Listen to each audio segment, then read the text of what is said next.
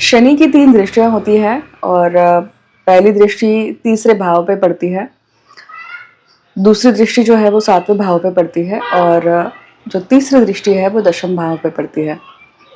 शनि की तीनों दृष्टियों में से कौन-सी दृष्टि उसकी शुभ कारक होती है, ये कैसे समझें? तो शनि की जो तीसरी दृष्टि होती है वो बहुत शुभ कारक होती है। मतलब अगर शनि से तीसरे भाव में शुभ ग्रह बैठे हुए हैं, तो शनि आपको कर्म प्रेरित होकर मतलब आपको कर्म करने के लिए प्रेरित करते हैं और आप उन ग्रहों के जितने भी शुभ प्रोजेक्शन हैं वो आपके बाहर आएंगे। मतलब तीसरी दृष्टि शुभ कारक होगी। किस तरह से होगी? फॉर एग्जाम्पल, अगर तीसरी दृष्टि बुध के ऊपर पड़ती है तो क्या होगा? वो व्यक्ति जो है अपनी बुद्धि के कारण, भले ही वो बुध वक्री हो, अस्तंगत हो, किस कैसी भी परिस्थिति में हो, फिर भी वो बुध लड़ता रहेगा। मतलब बुद्धि जो है वो लड़ती रहेगी और सही माध्यम से बाहर आने का मार्ग खोज ही लेगी। तो शनि की जो तीसरी दृष्टि है वो क्या करती है? आपको पॉजिटिव दिशा में लेके जाती है। उस ग्रह के पॉजिटिव जो प्रोजेक्शन है वो बाहर आते हैं। अगर मान लीजिए वहां पे गुरु है तो क्या होगा? शनि की अगर तीसरी दृष्टि गुरु पे पड़ रही है तो वो जो गुरु है, देखिए गुरु और शनि को समझिए कि उनका कार्य क्या है। गुरु जो है वो सिखाते हैं कि व्यक्ति जीवन कैसे जिए और शनि समझाते हैं कि प्रैक्टिकली उस जो मार्ग गुरु ने दिखाया है वो किस प्रकार से जिया जा सकता है।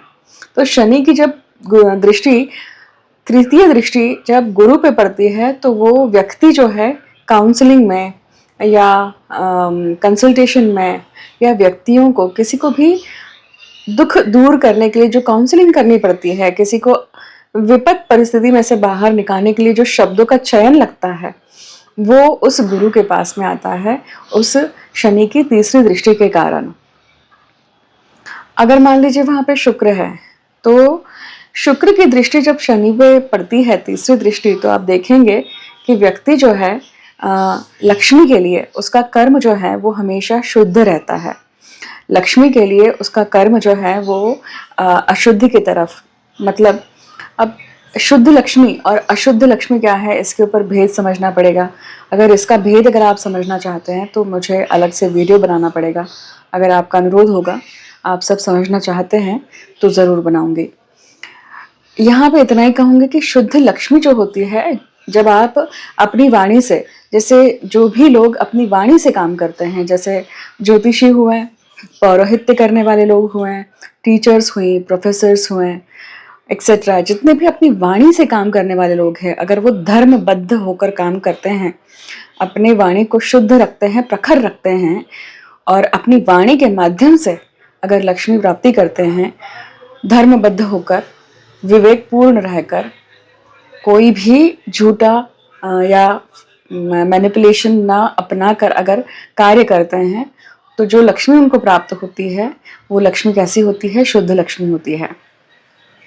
इसके विपरीत मान लीजिए कोई अगर इंश्योरेंस एजेंट है और या कोई मार्केटिंग वाला व्यक्ति है, वो भी वाणी से ही काम कर रहा है, परंतु अगर वाणी के साथ में वो अगर लोगों को फॉल्स प्रॉमिसेस करता है या वाणी के कारण सामने वाले को कन्विंस तो कर लेता है, परंतु जो उसने दावे करे हैं, पॉलिटिशियन लोग, नेता लोग जो होते हैं, ये आश्वासन देते हैं परंतु उसके ऊपर काम नहीं कर पाते हैं, काम नहीं करते हैं। तो जब इस तरह की सिचुएशन आती है तो वाणी के माध्यम से शुद्ध लक्ष्मी और अशुद्ध लक्ष्मी का भेद आपने जाना, राइट? तो मतलब शुक्र, यहाँ पे मैंने केवल एक एग्जाम्पल दिया है शुक्र को लेकर, लक्ष्मी के लिए लेकर। अगर आप देखेंगे तो यही शुक्र जो है वो स्त्री का कारक है। तो अगर आप अपने जीवन में आई हुई सभी स्त्रियां, माता से लेकर संतान से लेकर जितनी भी स्त्रियां आपके जीवन में आती हैं, उनके साथ में आपका व्यवहार कैसा रहता है, वो अगर शुद्ध है, विवेकपूर्ण है, धर्म संगत है, तो ये जो दृष्टि है ये पूरी तरह से काम करती है और ये आपको उसी दिशा में बर्ताव करने के लिए प्रेरित करती है। और कौन सा शुभ ग्रह बचा है यहाँ पे? चंद्र। अब यहाँ पे थोड़ा सा अलग है, क्यों? क्योंकि चंद्र शुभ ग्रह जरूर हैं, परंतु परंतु चंद्र जो है वो शनि की दृष्टि पड़ने पर चंद्र और शनि का विषयोग भी निर्माण होता है, तृतीय दृष्टि से होता है। तो जब शनि की तीसरी दृष्टि चंद्र पे पड़ती है, अब ये त्रिक भाव में नहीं होनी चाहिए। मतलब शनि अगर मान लीजिए चौथे भाव में बैठे हैं और तीसरी दृष्टि डालते हैं छठवें भाव पे, अगर छठवें भाव में बैठे हैं तो तीसरी दृष्टि डालते हैं आठवें भाव पे, या मान लीजिए कि दशम भाव में बैठे हुए हैं और तीसरी दृष्टि डालते हैं व्यय भाव पे। तो यहाँ पे होता क्या है कि त्रिक भाव में बैठा हुआ जो चंद्र है, ऐसे केस में वो दूषित चंद्र हो सकता है, और इस परिस्थिति में जो विष है, जो विष योग निर्माण होता है, दोनों ही तरह से काम कर सकता है। या तो फिर वो विष की काट हो जाती है या फिर वो विष उगलता है। अगर ये शुद्ध जगह पे बैठे हुए हैं तो ये विष की काट बन जाती है। अब विष की काट बनती है मतलब क्या, कि फॉर एग्जाम्पल किसी गलत व्यक्ति से अगर आप इन्फ्लुएंस हो जाए, चंद्र क्या है, मन, चंद्र मनसो जातका, और अगर चंद्र मन के कारक हैं और अगर मन को कोई इन्फ्लुएंस करने वाले व्यक्ति आसपास होंगे और गलत तरीके से कर रहे हैं, तो शनि जो है यहाँ पे काट क्या करते हैं, तीसरी दृष्टि से ऐसे लोगों को अपने आप ही आपके आसपास से दूर कर देते हैं। तो इस प्रकार की घटनाक्रम घटित होती है। तो हमने बुध के ऊपर बात करी, हमने शुक्र के ऊपर बात करी, हमने गुरु के ऊपर बात करी, चंद्र के ऊपर बात करी, राइट।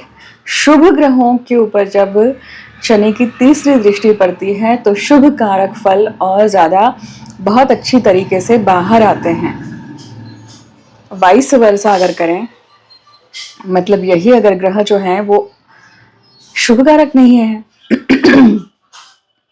मतलब क्रूर ग्रह है, जैसे शनि की दृष्टि सूर्य पे पड़ जाए, मंगल पे पड़ जाए, राहु पे पड़ जाए, केतु पे पड़ जाए, तो ऐसे केस में क्या होगा, विस्फोटक चीजें होती हैं, एक्सीडेंट्स होना, विस्फोटक होना, झगड़े होना, डिफरेंस ऑफ ओपिनियन होना, अहंकार का बढ़ना, ईगो का बढ़ना, चोरी चकारी करना या झूठ बोलना, या पिशाचिक या चांडालिक व्यवहार होना, ये सारी चीजें होती हैं। अब ये हमने तीसरी दृष्टि की बात करी है खास करके शनि की, तो आप इस सूत्र को जो है वो आप लगाइए अपनी पत्रिका पे और देखिए कि ये किस प्रकार से काम कर रहे हैं। ये सूत्र जो है ये मूलतः पराशर ऋषि का सूत्र ही है। क्यों? क्योंकि दृष्टियों का जो भेद है, दृष्टियों का जो वर्गीकरण है, ये आप बृहद पराशर होरा शास्त्र में देख सकते हैं, पढ़ सकते हैं। उसकी डिकोडिंग आपको इस तरह से समझनी होगी। अब वही लास्ट जाते जाते आपको एक और सूत्र बताकर जा रही हूँ। यहाँ पर अपने पत्रिकाओं में लगाइए, गोचर में लगाइए कि शनि से तीसरे भाव में जब भी कोई शुभ ग्रह गोचर करता है तो आपके जीवन में क्या परिणाम हुए हैं। मतलब अब क्या करें आप कि अभी कुंभ राशि का शनि है, राइट। तो कुंभ, मीन और मेष, मतलब मेष राशि पे तीसरी दृष्टि है। अब आप अपनी पत्रिका में देखिए कि पिछले मतलब इस साल में मेष राशि में कौन से ग्रह आकर गए हैं और उस कालखंड में आपके साथ में क्या क्या घटनाएं घटित हुई है। यह आपके लिए होमवर्क।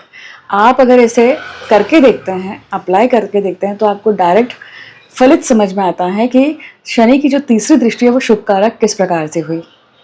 शुक्र आते तो क्या हुआ, गुरु तो नहीं आ सकते हैं क्योंकि गुरु ऑलरेडी वृषभ राशि में है और इतने जल्दी गुरु चेंज नहीं करेंगे अपनी राशि। तो अगर दूसरे कौन से ग्रह आकर गए हैं, आप सभी ग्रह ले लीजिए और फिर देखिए, परिणाम देखिए, वो डेट्स में अपने पास में लिख लीजिए। उन डेट्स पर आपके साथ में क्या इवेंट्स हुए, आपके जीवन में कौन सी घटनाएं घटित हुई, उसको समझिए और फिर देखिए कि ये सूत्र किस प्रकार से काम कर रहा है, राइट। मैं यहीं पे विराम देती हूँ अपनी वाणी को। आपसे जल्दी मिलूंगी अगेन ऐसे ही सूत्र को लेकर। मुझे अंत तक सुनने के लिए धन्यवाद। हर हर महादेव। जय मां कामाख्या।